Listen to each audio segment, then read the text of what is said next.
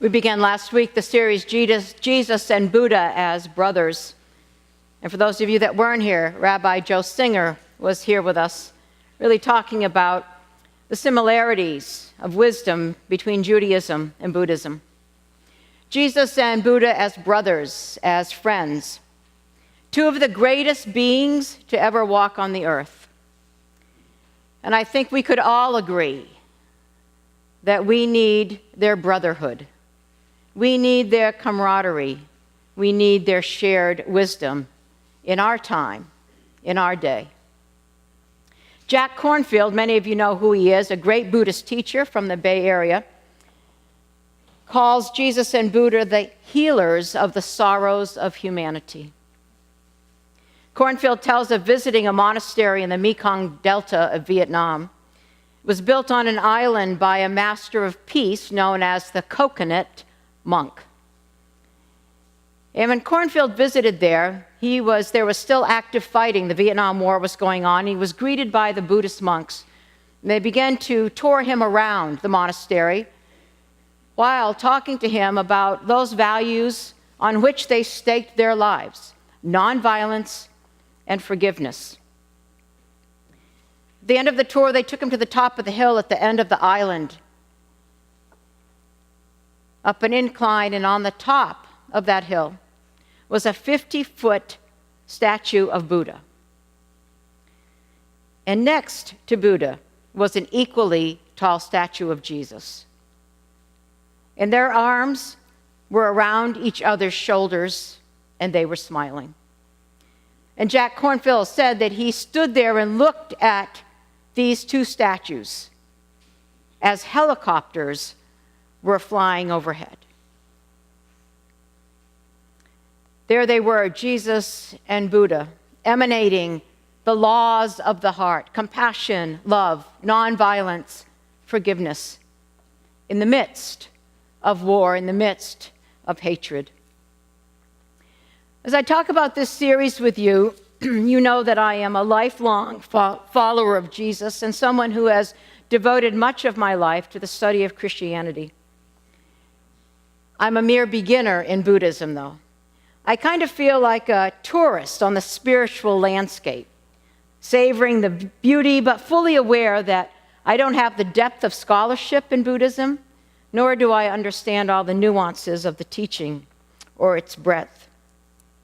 But I think I understand enough to find the shared wisdom that can help us live our daily lives from day to day. Because as Kibbe said to the children earlier, people say, I practice Buddhism. Well, wouldn't it be great if we said, I practice Christianity? In fact, somebody said to Maya Angelou, you're a Christian, right? She said, well, not yet. Christianity is meant to be a way, a practice, a path. And progressive Christianity draws on wisdom from all the traditions. In fact, Marcus Borg, one of the seminal thinkers about progressive Christianity, calls himself a non-exclusive Christian. And I love that. He draws wisdom from all the different traditions. And in fact, he wrote a book called Jesus and Buddha and Their Parallel Sayings. And he said, and I love this, he said, if Jesus and Buddha were to meet one another, because they did live a half a millennium apart, if they were to meet one another, neither would try to convert the other, but they would recognize one another. They would recognize spirit in one another. And that has been my own experience in my interreligious and interfaith work. I've had profound experiences of recognizing another in that deep humanity and that deep spirituality. And so as we talk today about Jesus and Buddha, may we begin to mine the treasures that they each offer. They have many differences, but they have a lot of similarities. They both had ethical teachings. They both had life-transforming experiences, which we'll talk about in a minute. And get this, they both started renewal movements from their inherited traditions. Buddha, Hinduism, Jesus, Judaism. But neither of them saw himself as a founder of a new religion. Both after death, both Jesus and Buddha after death were exalted to a divine status, though both of them would have never accepted that status or even that terminology while they lived on earth. They are both recorded as having said, don't call me that. Don't worship me. I'm pointing you to the teachings. Both offered teachings and were practitioners of a way that led to spiritual transformation. The Buddhists talk about enlightenment. Christians, we don't talk about that in the same way. We talk about spiritual transformation. But today I want to suggest to you that Jesus did have an enlightenment, that he was an enlightened being. And I believe that his enlightenment happened in the text that was read for us this morning, when he was baptized in the Jordan River. When he heard that voice saying this, "You are my beloved, in you I delight." That was his moment of understanding at his very core who he was and how he was called to live. That from that moment on, everything else in his life would move from that point and be grounded in that point. We know very little about Jesus from birth to baptism, do we? All we know really about his birth is that he was a refugee after he was born because he lived under the tyranny of the genocidal Herod, that he fled, his family fled with him to Egypt. They came back when it was safe.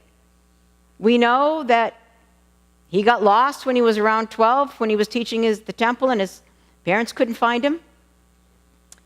In other words, just a regular teenage boy. And we do know from certain scriptures that because of his unusual, shall we say, birth, that he was called the Son of Mary, which meant that he was illegitimate. So we know that those things happened to him. And at that moment, though, at his baptism, he heard those words, "You are my beloved. In you I am well pleased," or "in you I delight." For Buddha, he had a very different experience than Jesus, very different social class. Buddha grew up as a prince in the luxury of a palace. He was very protected. He was on course to become a ruler. But he was unsatisfied with his life. He wanted to go outside the palace walls, and when he did, the stories tell us that he had 3 experiences that changed him. The first time he went out, he saw an old man. He had never seen older people before in the palace, a very elderly man. The next time he went out, he saw a sick man. He'd been protected from all these things. It began to shake him, but the last time he went outside the palace walls, he saw a dying man, a man who had just then died. And he began to question his life and his path. And to answer how do I deal with this kind of suffering that I've been protected from? The rest of the world is suffering. How do I deal with that? He left his life of luxury to become a monk. And he spent his time on how do I deal with suffering. In fact, for those of you who were here last week, you heard Rabbi Joe say that he believed that all religions are trying to answer that question.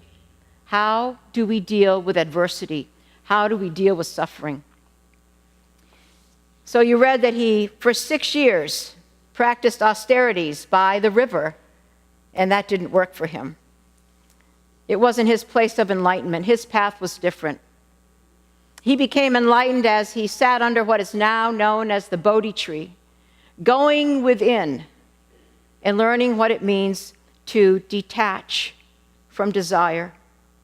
He began to experience enlightenment in a similar way to the profound experience that changed Jesus.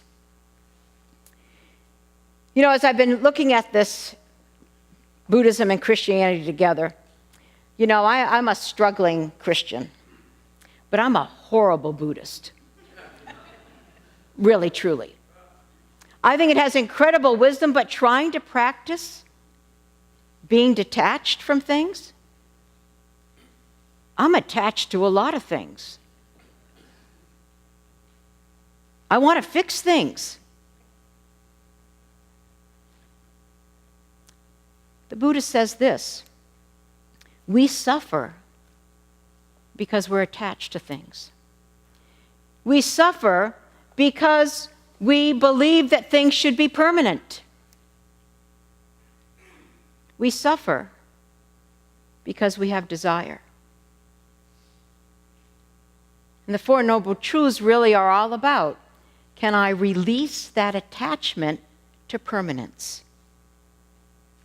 Because what is the one thing that we can depend on? That things will change. And the Buddha says that our attachment to permanence is what causes us to suffer. There's an easier way to say it, maybe, that we talk about our expectations cause us to suffer. If you don't have expectations, you won't be disappointed. Right? If you don't expect you'll always be healthy, then when you get sick, you won't be like, well, what's wrong with me? If you don't expect to be successful and you're not,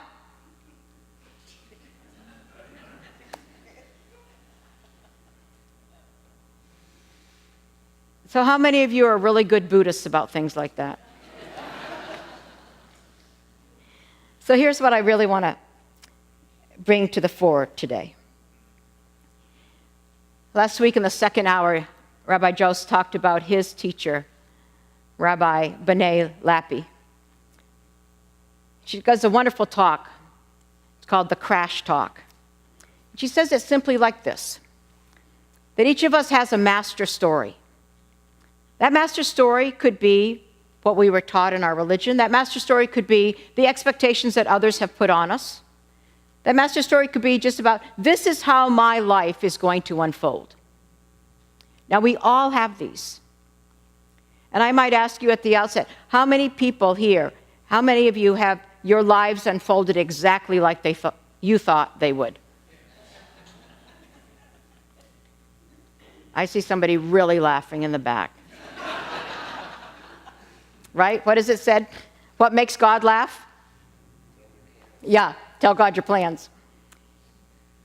She says this, there's a master story, and then you have a crash. Something happens, some defining moment. Something doesn't work out. And you have three reactions, three options to that. One, you go in denial about it. So you build a wall around your master story. You're in denial. Two, you completely reject the master story. And you go find a new one. Third, you come back around through your master story, but you find a third way, taking some pieces of it that may work, but then adding some. And that can change over time and over time. And I want to say that's what progressive Christianity is that third way. Taking a lot from the tradition, but also leaving behind those things that are exclusive, right? And unhealthy. So here's what I want to suggest to you. Everybody understand the master story thing? Here's what I want to suggest. That Jesus and Buddha both crashed. Their master story didn't work in the same ways for them. They chose the third way. They took the wisdom that they had, but they also added to it through their own enlightenment. And they each began to live a master story that no matter what happened, held them. Because if you notice in both of their stories, immediately after they were enlightened, Jesus was sent off to deal with the wild beasts. I have no idea what that means. In the wilderness. And Buddha was attacked by Mara, the Lord of Illusion, and Mara's demons. They each were attacked, but their stories held. What is your story, and does it hold you? And what if your story became, I am the beloved? No matter what happens, when my body fails, when I get a bad diagnosis, when I run out of money, when my children go away, I didn't think they were, I am beloved. And what if part of that story also becomes, and I am learning to release that attachment to permanence.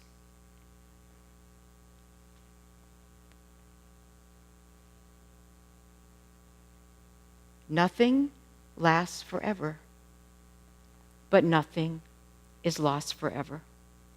And I am the beloved throughout. May that be part of our story here and part of our enlightenment. Amen.